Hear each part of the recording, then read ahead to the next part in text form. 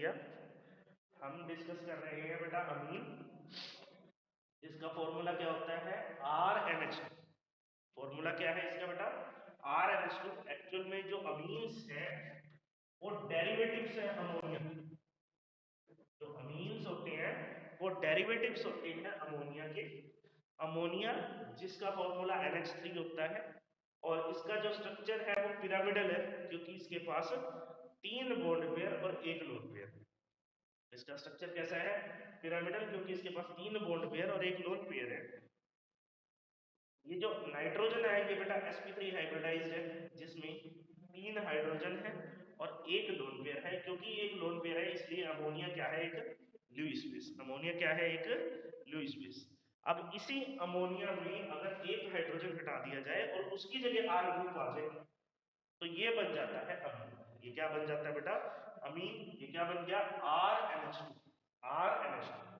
तो इससे ये पता चलता है कि अमोनिया के साथ साथ जिस तरीके से अमोनिया लुईस बेस है, ठीक उसी तरीके से जो प्राइमरी अमीन है वो भी लुईस बेस है, क्योंकि नाइट्रोजन के जो लोन पेयर है वो अभी भी प्रेजेंट है। नाइट्रोजन के जो लोन पेयर है बेटा वो अभी भी प्रेजेंट है, इसलिए प्राइमरी अमीन भी मतलब अमीन्स भी क्या है लुईस बेस। अमीन्स भी क्या होते हैं लुईस बेस। अमीन्स भी लुईस बेस होते हैं। हमने क्लासिफिकेशन करी बेटा किसकी अमीन्स की। अमीन्स की क्लासिफिकेशन जब हमने करी तो हमने 2 टाइप के अमीन्स देखे। एक तो थे एलिफेटिक अमीन्स और दूसरे के क्या थे एरोमेटिक अमीन्स। एलिफेटिक अमीन्स कौन से अमीन्स होते हैं जिसमें NH2 ग्रुप सिंपल चेन से जुड़ा हो, एल्काइल ग्रुप से जुड़ा हो जिसमें। और एरोमेटिक अमीन्स ऐसे अमीन्स हैं जिसमें अमीन ग्रुप या तो डायरेक्टली बेंजीन से अटैच है या बेंजीन से अटैच्ड कार्बन एटम से अटैच है। अगर डायरेक्टली NH2 ग्रुप बेंजीन से अटैच है तो उसको हम कहेंगे एराइल अमीन। क्या कहेंगे उसको हम एराइल अमीन। और बेंजीन से अगले वाले कार्बन पर अटैच है अगर अमीन ग्रुप तो हम उसको कहेंगे एराइल एल्काइल अमीन या एराइल एल्केनामाइन भी कहते हैं उसको। तो यहां पर हमने 2 टाइप के मेनली अमीन्स करे।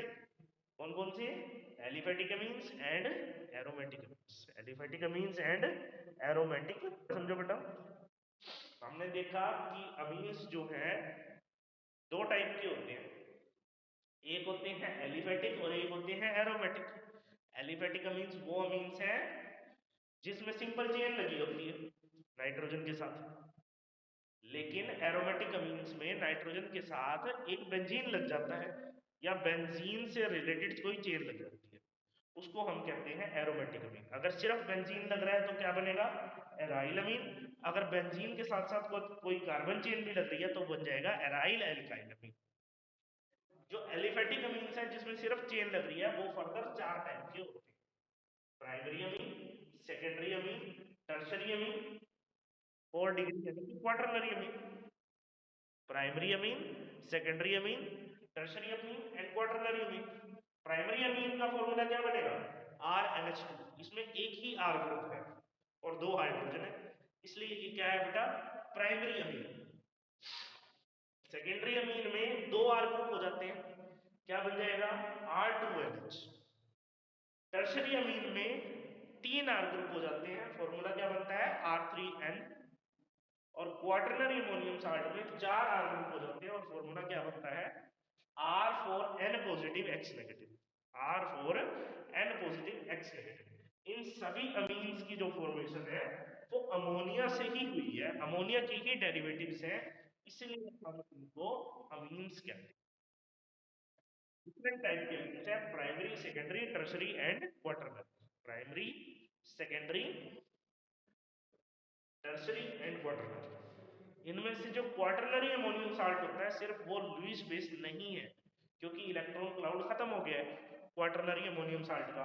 लेकिन प्राइमरी, सेकेंडरी, प्राइमरी, सेकेंडरी और टर्शरी तीनों के तीनों कैसे हैं बेसिक है। यानी कि ये कैसा करेक्टर शो करते हैं बेटा लुईस बेसिक करेक्टर। और क्यों शो करते हैं क्योंकि they have availability of lone pairs. Because they have availability of lone pairs, क्योंकि बेटा प्राइमरी अमीन का IUPAC नोमेनक्लेचर देख रहे हैं हम। इसमें हमारे पास स्ट्रक्चर है, कॉमन नेम जो जनरल रहता है वो क्या रहता है, एल्काइल अमीन। वो क्या रहता है बेटा, एल्काइल अमीन। और जो IUPAC नेम रहता है वो क्या रहता है, एल्केनामाइन। क्या रहता है बेटा, एल्केनामाइन। फॉर एग्जांपल CH3NH2 का जो कॉमन नेम है वो क्या बन जाएगा, एक कार्बन है तो मिथाइल अमीन बन गया, लेकिन IUPAC नेम क्या बन जाएगा एक कार्बन का, मिथेनामाइन। क्या बन जाएगा बेटा, मिथेनामाइन।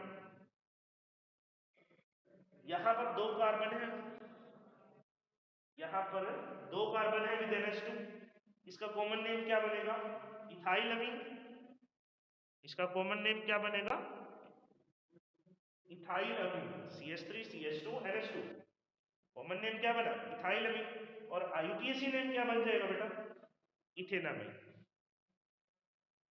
दो कार्बन है यानी कि इथ, सिंगल बॉन्ड है यानी कि एन, और अमीन इथेनामीन। यहां पर कितने कार्बन है, तीन है, तो ये प्रोपाइल अमीन और IUPAC नेम प्रोपेनामाइन। इसका जो कॉमन नेम है वो क्या है, आइसोबुटाइल।